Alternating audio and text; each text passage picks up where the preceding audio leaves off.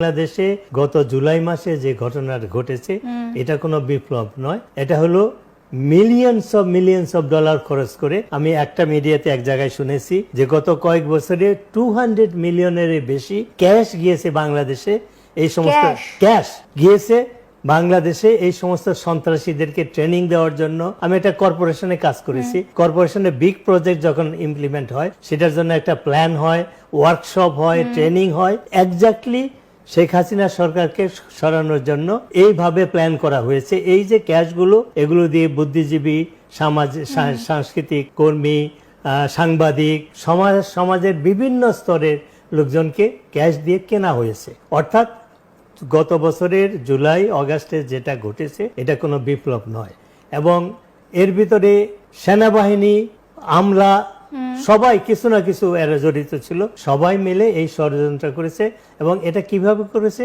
একটা ক্যামোফ্লাজ অর্থাৎ প্রতারণার মাধ্যমে বলা হয়েছে যে শেখ হাসিনা সরকারকে সরানো হচ্ছে কারণ দুর্নীতি বা দুর্নীতির কারণে। কিন্তু আপনি দেখেন গত এক বছরে শেখ হাসিনার আমলে আপনি যদি আর্গুমেন্ট সেক সমস্ত দুর্নীতিগুলো অ্যাডাপ্ট করেন, এই এক বছরে শেখ হাসিনার 16 বছরের চাইতেও আরো হাজার গুণ হয়েছে। এখন কেন বিদেশিরা, আমেরিকারা শেখ হাসিনা সরকারকে কেন সরাতে চেয়েছিল? আপনি যেটা উল্লেখ করলেন যে